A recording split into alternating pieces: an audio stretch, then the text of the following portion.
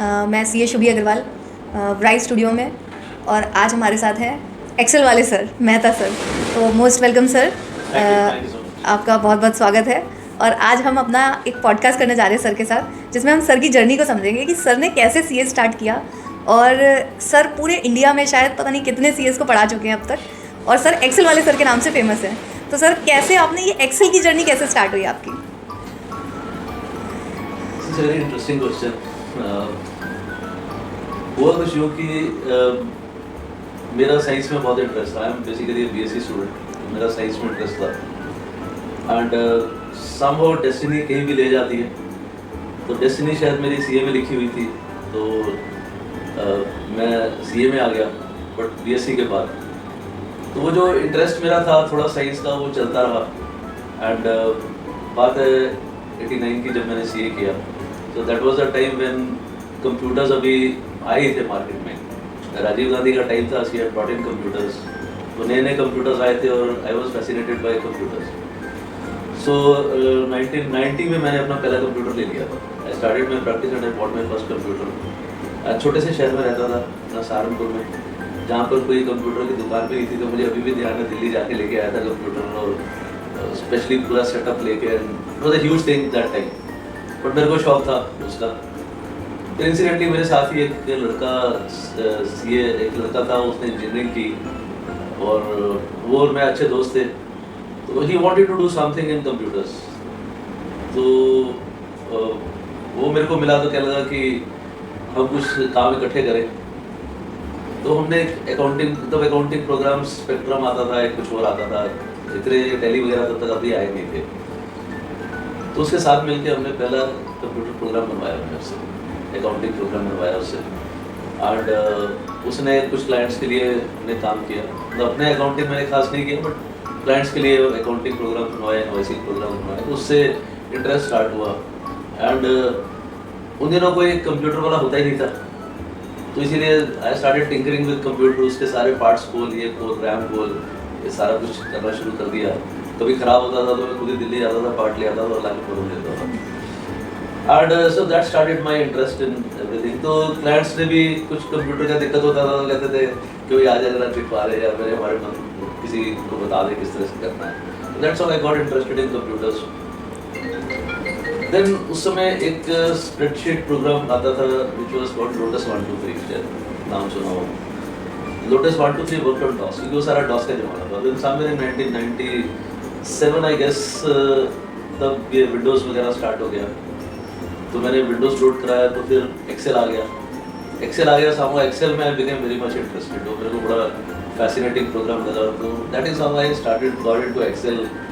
And फिर thanks to the institute of chartered accountants, उन्होंने एक बार मेरे को बोला कि हमारे लिए एक एक्सेल पर किताब लिख। So that you know I went deep into Excel and I wrote some chapters for them.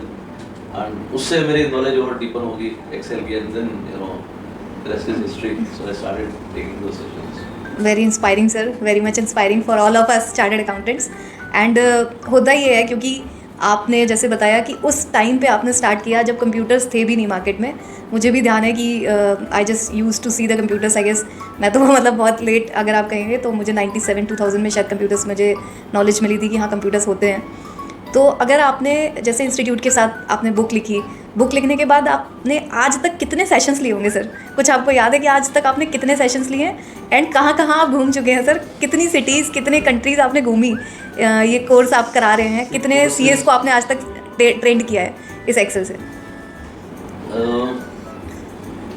Number ऐसे तो नहीं है, but I have been taking sessions since 2001। Okay. And ये अंदाज़ा लगाओ कि अप्रॉक्सीमेटली 20 to 30 सिटीज से ऊपर हर साल I used to go to different places. तो 25 से मल्टीप्लाई कर लो तो आई थिंक सो नंबर दिमाग में आ जाएगा।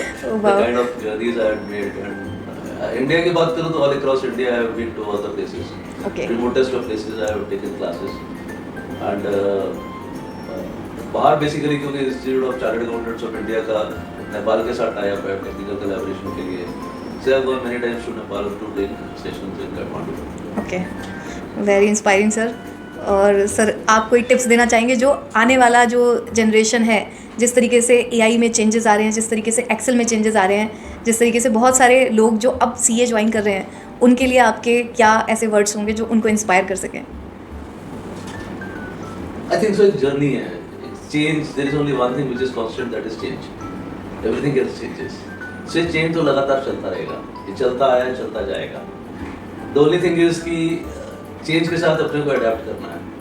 सो जनरली लॉट ऑफ पीपल से कि AI is something bad and repress करते हैं. घर वाले भी शायद कहते हैं मोबाइल बंद करो और ऐसे में एआई में लगे रहते हो.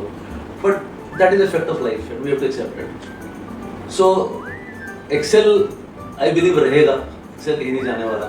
कारण क्या है कि सारी कॉर्पोरेशंस के अंदर ऑलरेडी एक्सेल लगा हुआ है. It's not easy for individual level, change is easy, but for a corporation level, business level, change is tough. आज की डेट में देखें तो सारी गवर्नमेंट ऑर्गेनाइजेशन में, बड़ी सभी ऑर्गेनाइजेशन में एक्सेल लगा हुआ है. फिर एक्सेल के अराउंड मॉडल्स बने हुए हैं. Lot of work is been done in Excel. तो हम सोचे कि एक्सेल खत्म हो जाएगा तो इतनी इजीली नहीं होने वाला, राइट. सिर्फ फ़र्क आएगा कि उसको करने का तरीका चेंज हो जाएगा. जैसे अभी एआई में को पायलट आया उसके साथ, तो को पायलट शायद उसके साथ काम आसान कर दे. अभी लेटेस्ट क्लॉड भी एक्सेल के साथ कुछ ना कुछ ला रहा है. So mode of working could change, but otherwise कुछ चेंज नहीं होने वाला. So what I feel is कि जो कुछ भी लेटेस्ट है you have to adapt to that. अगर एआई लेटेस्ट है तो be with it, but in the process of देखो एआई कुछ अच्छा है. The thing is try to measure yourself with AI. ठीक है, जो काम AI ने आप खुद कर रहे हो और फिर AI से कराओ, फिर इन दोनों को मेजर करो, जिससे कि तुम्हें समझ आए कि मैं इम्प्रूव क्या कर सकता हूँ. So take it as improvement. Don't dumb yourself with AI. Make yourself smarter with AI. Right, sir. So that is something I'll say for the future. Right, sir. Thank you so much, sir. आप rise studio में आए और आपने अपनी journey share करी हमारे साथ और आपने AI के बारे में बताया. तो मुझे भी लगता है कि आपने जैसे बोला एक्सेल कहीं नहीं जाएगा. ऑब्वियसली जहाँ पे भी डेटा मैनेज हो रहा है वो तरीका सेम रहेगा डेटा मैनेजमेंट का. एंड जो डेटा मैनेजमेंट है उसको हम कितना बेटर तरीके से कर सकते हैं, दैट इज़ कि कभी वो कोपायलट मोड में आएगा, कभी वो क्लाउड मोड में आएगा, कभी वो एआई मोड में आएगा. एंड कभी आजकल आप देखेंगे तो डैशबोर्ड बहुत क्रेजी एक है कि सभी को अपना डेटा फिल्टर्ड बेस पे डैशबोर्ड पे देखना है. तो ये सारे मोड चेंज होते रहेंगे एंड आई होप इसी तरीके से हम बने रहेंगे. And thank you so much sir for coming to our studio. Thank you sir. Thank you so much.